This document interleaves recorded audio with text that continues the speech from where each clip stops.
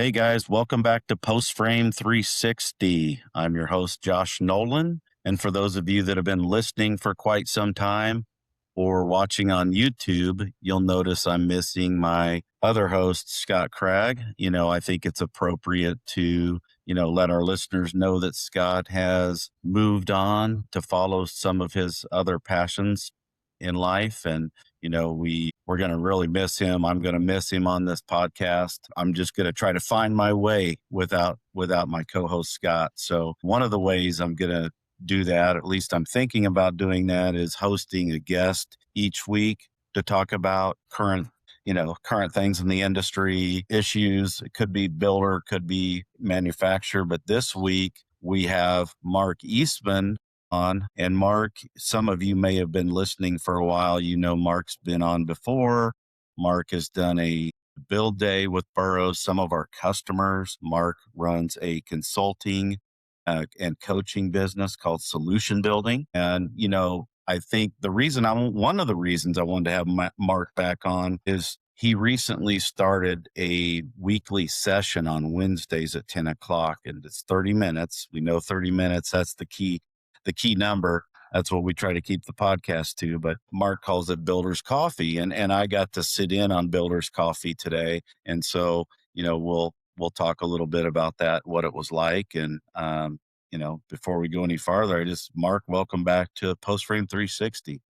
Glad to be here. Thanks for having me and looking forward to our conversation. Absolutely. Could you tell me a little bit, or tell our listeners a little bit about, for those that may have not listened in the past or know who you are, maybe just a quick intro, a little bit more about yourself and why you decided to do Builder's Coffee.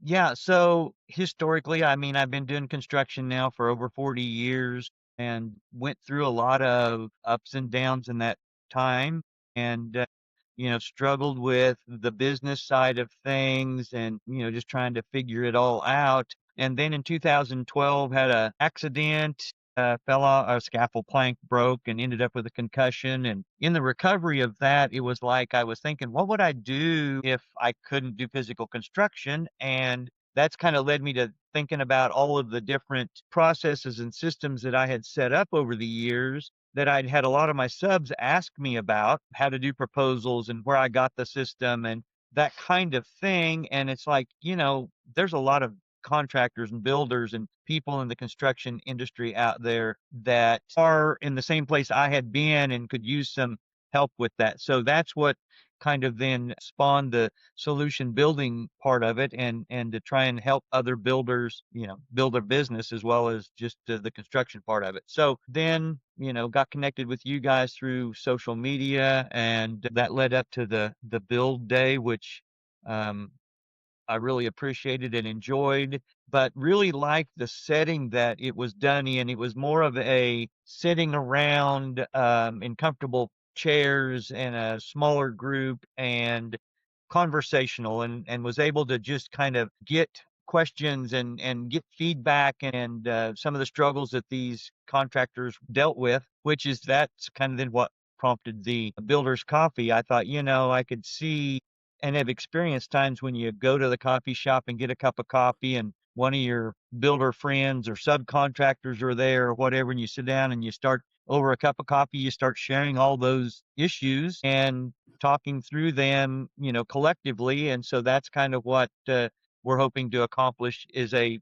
virtual version of that with the Builder's Coffee and just being able to talk through some of those problems and maybe find out ways to come up with some solutions and so on. So Yeah, I love the round table sort of aspect of it. If anybody's ever been in a round table session with other like-minded individuals, it's the same sort of a thing. And when we first met, Mark, I think we have similar interests, right? So Post Frame 360 and Burroughs, we really, our business is, we're in business of taking care of contractors. Part of that is we talked about some economic issues that we've been seeing, and part of that is our growth is to grow organically through our builders growth. And so with that, Post Frame 360 came about, it was like, we want to continue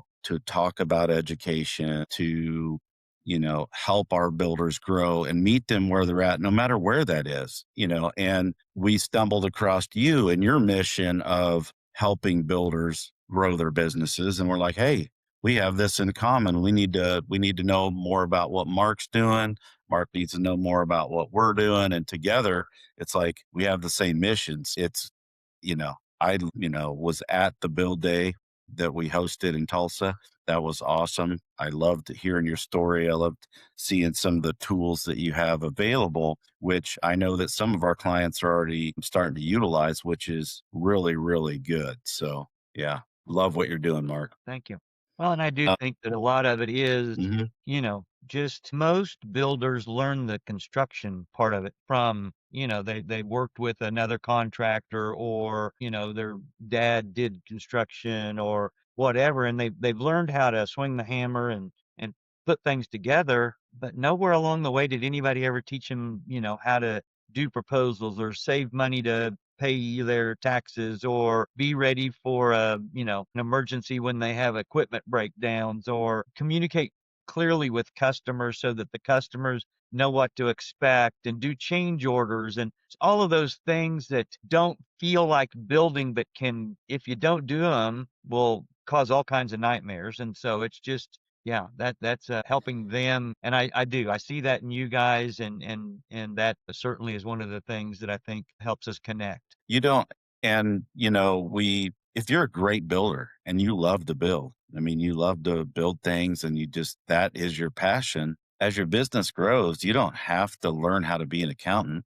You don't have to learn how to be a great general manager, but you have to be able to you have to do the right things to be able to afford to hire an accountant Mhm. and maybe a general manager at some point, or someone to help you with social media and marketing, and so you just have to know how to sell properly. So again, you may be a great builder, but you may be like the sales thing. It just gives me the heebie jeebies, or, Mhm. it's hard to do, but you have to charge appropriately, for what you're doing so that you can continue to do your craft Right. and do a great job and grow your business. And so, I think that you're spot on with all of that. So let's talk a little bit about Builder's Coffee, because I was able to sit in on the session this morning, and what I really love about it, Mark, is how relaxed it is. And there's not really, we always try to have a fancy, a blingy title, and you know some sort of a subject line for our podcast. But what I love about it, it's like when I talked about meeting your clients where they're at, you're meeting them where they're at today, where they're at the challenges they faced yesterday and this week. So tell us a little bit about it. Well, yeah, and like I say, the idea is just that, to, what is it? What are you struggling with now? What is the problem that you are facing today? And I know that, we've got some of those recorded, and we've got some of them, that they got the outlines and so on, but we've talked about multiple different things that, employees, struggling with employees, and, how I know one of the discussions was, uh, an employee or employees would charge the builder for going to the convenience store to get, sodas and stuff, but he would swing by the lumberyard and pick up, a 2 by 4, or a few nails or something. Maybe he needed them, but it was as much, rather than, and that was costing the builder extra, for that time, or just things like that, and how do you deal with that? And how do you incentivize those employees to work more productively rather than just punching a clock? Because so much of the time, they just don't see things from the same perspective as the owner does.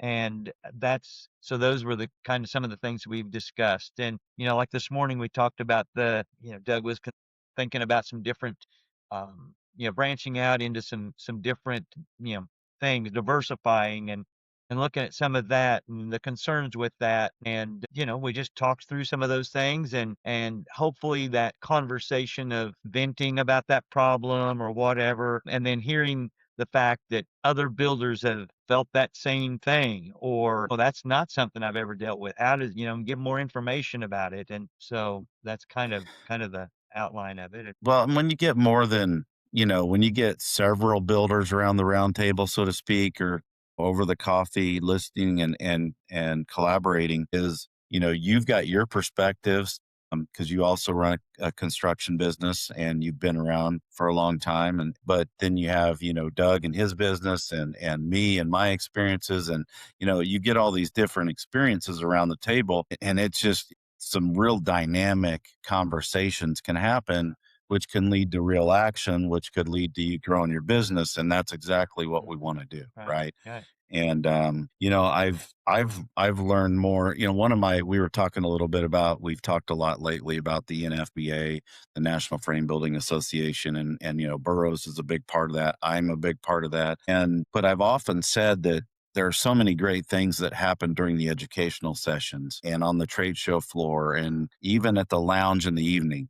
But in all those opportunities, it doesn't for me personally, I think I may get some golden nuggets from the educational session, but the conversation with the two or three guys, after the session is where the real energy happens. It's where the relationships begin to build and you begin to learn and play off of each other. And, that's what, as a podcast host, we're putting content out there for people to listen to, which is, which is great. But that since we're not live and how it works is it's not interactive. Mhm. And so that's the one thing I really like about what you're doing, Mark, is that interaction, that coffee shop, that round table feel, with like-minded folks getting together and learning from each other.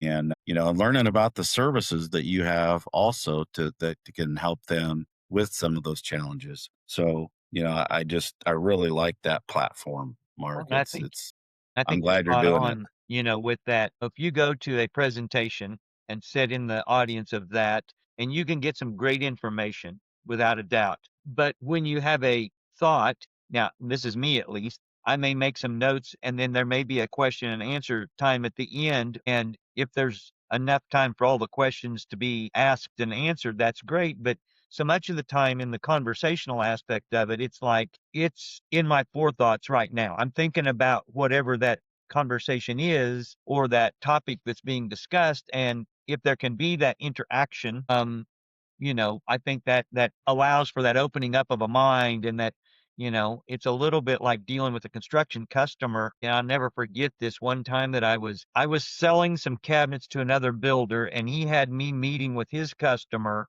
to talk through the design of the cabinets so I could draw them out. I'm talking to the customer and she's giving me this information and I'm writing these notes and we're going through all this stuff. And in a little bit, the builder says, "No, that's not what she wants. Here's what she wants." And he told me what she wanted, which wasn't what she was asking for. And ultimately, he was my customer. So that's where we went.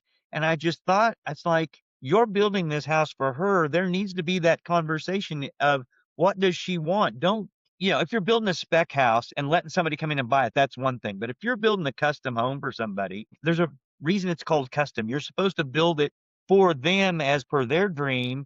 And it's the same thing with a conversation around a business. If there's a conversation, I may never have thought about something in the way another builder is presenting it or asking it. And it's like that may open up new things for me as well. And so I think that's the advantage to that conversation, like you were saying, after the presentation's over and the guys are sitting around, talking later. I think that that's where the benefit to that. So Absolutely. And, I think we all have stories of working with homeowners that maybe we should do a podcast about that.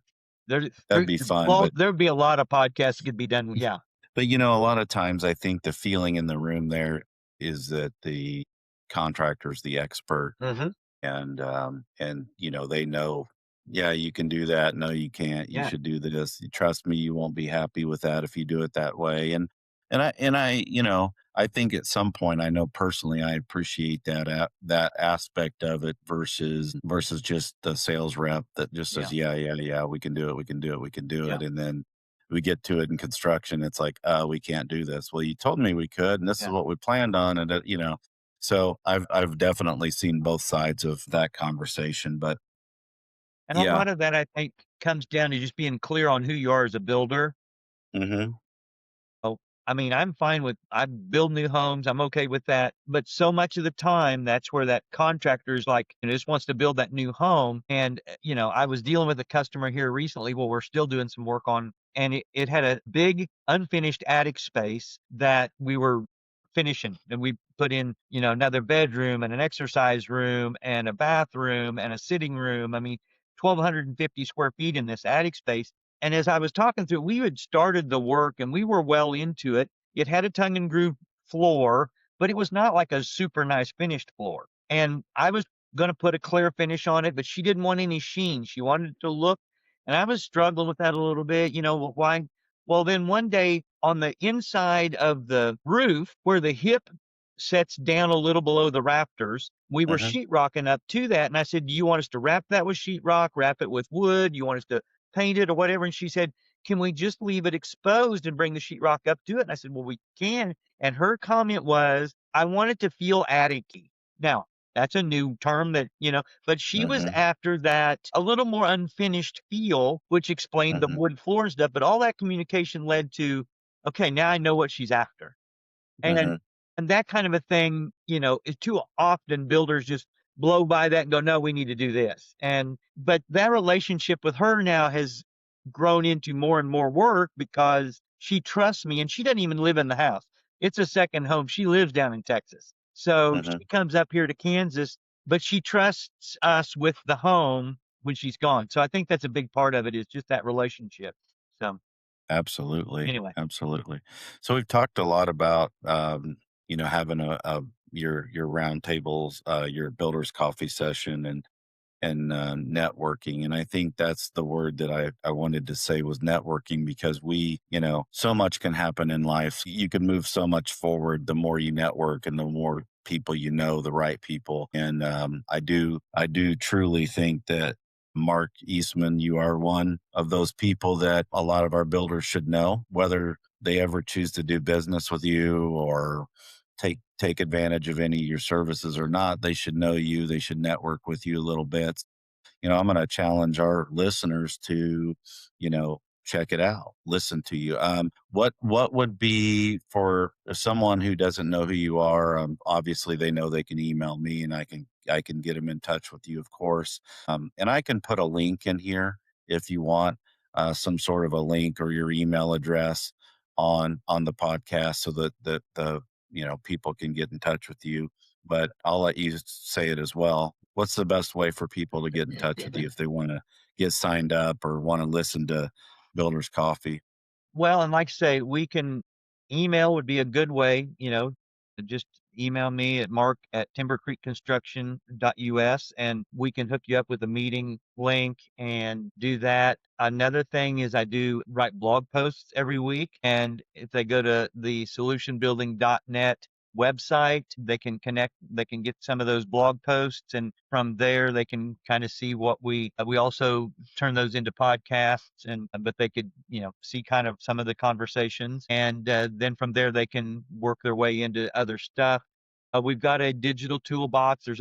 And I don't have the link right on the top of my head here, but it's available there again through that solution building website. They could, if they want to know a little more about the construction side of us and see our experience, they could look at the Timber Creek Construction website Mhm. and, there again, find out some of that stuff. And so those would be some places to start for sure. Okay, yeah, and I'll be sure to add that into the podcast Yeah. as well, Yeah. so our viewers and listeners can grab that information and get Yeah. in touch with you, um, because I think it's important to continue that learning and networking journey for all of our listeners. You said you're in Kansas. You've mentioned Kansas a few times. What part of Kansas are you in? Uh, Winfield is where my office Hmm. is, south of Wichita, 45 miles southeast of Wichita. So, yeah, that kind of that south central Kansas area. And we've done, construction work, well, in Ponca City and in Alba and so on, Oklahoma. And then, usually, but that south central location's where we're at. Yeah, our some of our listeners know I've spent a good bulk of my life in the Kansas City area, so really loved it there. It's a good environment, good city, good climate for the most part. I mean, now it's a lot warmer in San Antonio in the wintertime where we have an average of 60 degrees, but yeah, I love that area. Yeah, it's a little bit like builders, we're all different because, me, I'm kinda like this time of the year, I'm thinking about I need a place up in South Dakota or somewhere where I can go north and then I kinda like that cold and the snow and stuff, so anyway, but Everybody's different, that's yeah. for sure. You have any parting words, anything you wanna say as we wrap up the podcast here to keep it at our 25-minute marker? I think just that it is hard for those of us that are self-employed builders and contractors to see the value in, taking the time to learn and, I mean, um, a new proposal system sounds great, but I'm getting by just fine with what I've got, and I don't have time. I'm fighting too many fires to, be able to take any time to do anything more.